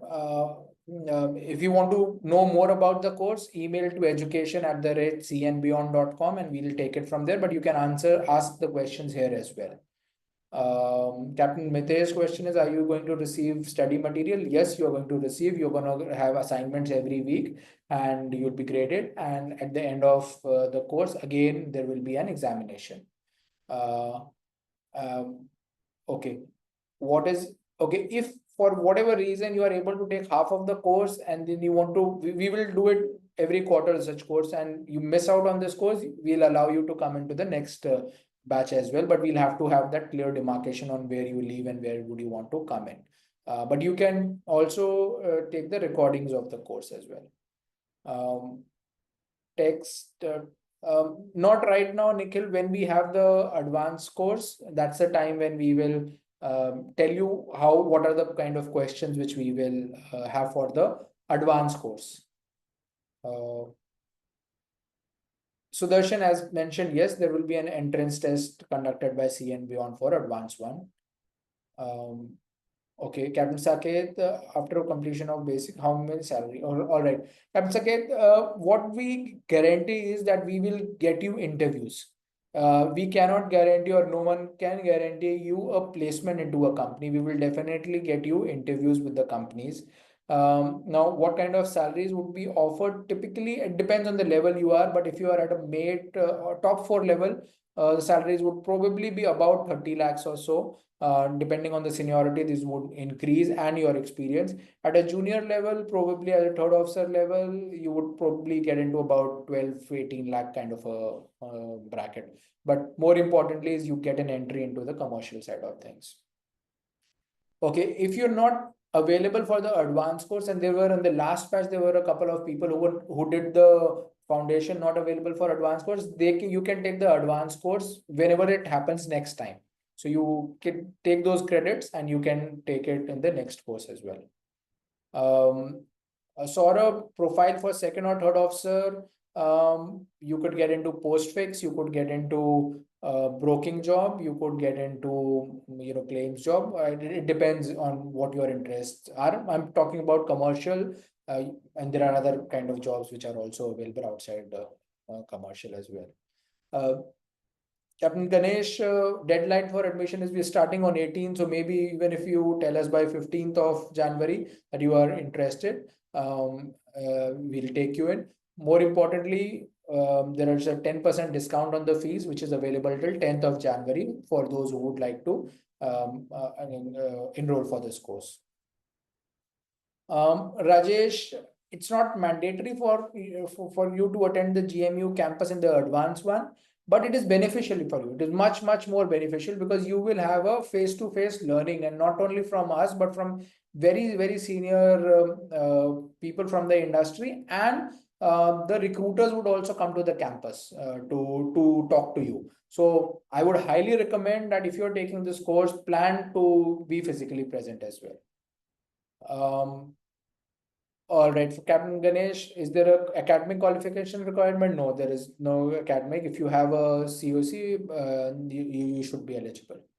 A Kishan, expected salary for a fresher. So if you're a complete fresher, no experience, I would suggest maybe starting maybe about 30 to 40K kind of salary that you will start with. The growth is going to be high. I think when the advanced course will start, it's already been answered by Gaurav. Nikhil, for advanced course, what kind of test would be there? The test would essentially check your basics understanding of the commercial shipping. Do you understand a certain clause? Do you understand certain things on the charter party? Do you understand when is it beneficial for a vessel to go on a voyage charter versus a time charter? Do you understand a little bit about demurrage, dispatch? So that's the kind of questions which we will be taking in the entrance test. Vikas, ATO can absolutely do this course. There is no two ways about it. Ashwinder, you have 10 years experience in shipping, second officer, executive. What will the prospect of mid to senior level jobs? I think I've answered that question, Ashwinder, that you want to get into, this is more specific into commercial shipping, and it gives you while that executive MBA which you have done, you would have more overview about an MBA course, the management side of things, but you wouldn't have learned anything about the commercial side of things. So this kind of course helps you, and this will give you more prospects into the commercial shipping. You may want to add on to this, Captain Gautam. Yeah, definitely. Ashwinder, it's great that you've done the executive MBA program. When you grow through the ranks assured, right? These are the things which are going to be very prioritized over all the other people. So but that's from a senior management perspective, because your executive MBA would take you there. But then to get there, initially, I think you would have to have some kind of background knowledge so that you can form the base and club this maybe 2 or 5 years down the lane to get the complete value capture, close the loop. But yeah, definitely an executive MBA would be highly appreciated in any commercial operations job, for sure, but at a senior position. Without experience, without knowledge at a junior level, probably no. Thank you. Thanks, Captain Gautam. I've got a question from Captain Karan. Is there any course available with CNB which is about 3 to 4 months on AI leadership, commercial shipping, or similar? So, and just wanted to add on to this is that what we are trying to develop is a series of courses, wherein if you do say these 3 month courses, you will then get a diploma or a postgraduate diploma from Gujarat Maritime University. So the first set of courses in commercial shipping, we are coming up with a course on AI or digitization in maritime, which will again be of similar duration. And then we come up with a course on law in shipping, maritime law, which will again be a similar kind of format. If you do these 3 courses, you can add the credits over a period of 3 years if you do these courses within 3 years, and then you can get a postgraduate diploma from Gujarat Maritime University. So this is under the new education policy from the government of India. So that's just to answer your question, Captain Garan, and maybe questions which others might also have. All right, fine. I think we've answered more or less all the questions. Let me take one final poll on how many of you are interested into this course, and if all right, and okay, if you could, someone could also just give the link for the commercial shipping course. Okay, Gaurav has given the link for the commercial shipping course, so we can book the course. We also have the coupon code which you could use to avail the discount. I will share the LinkedIn IDs of experts as well. We have recorded this session, and we will also share the recording of the sessions to all the registered participants as well.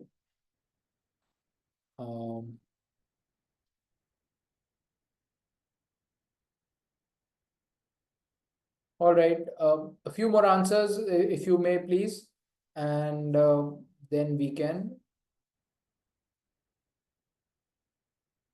close this poll, close this session as such. All right. So I see about 50% of you would like to avail this course, and rest of you need a lot more information and you're not sure, which is fair enough.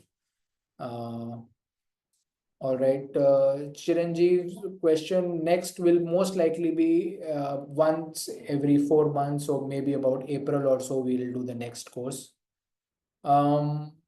Yeah, I guess that's pretty much it. It's a fairly long session. We planned it for an hour and a half, but it really went to more than 2 hours. And thanks to all of you to spend, and Captain Gautam, really to spend 2.5 hours on a weekend with us. I really appreciate you giving back to the industry, helping us understand more from your experience, and we all go enriched. And of course, to all the participants who have been here as well to hear from us. So thanks everyone for it. I have a poll in terms of feedback. If you could answer that poll, and if you have any any feedback for us where we could improve, please let us know on that as well.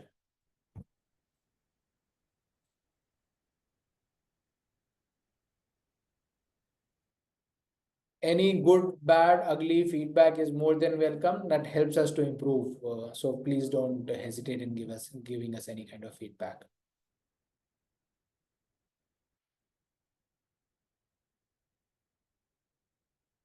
Okay.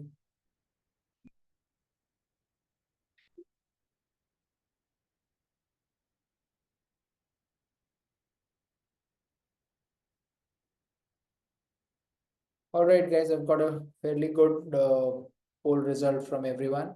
And thank you, everyone. And we look forward to be with you guys if anyone wishes to enroll this time or the next course or whatever, or if you feel it's worth your time. Again, thank you so much for your time. Thank you so much, Captain Gautam, Captain Jaydeep, for coming here as well. Really appreciate your time. Thank you. Thank you, everyone. Thank you. Thank you, sir. Thank you. Thank you. I'll just stop the recording and be here for another couple of minutes in case anyone has any more questions coming in, and then we will log off.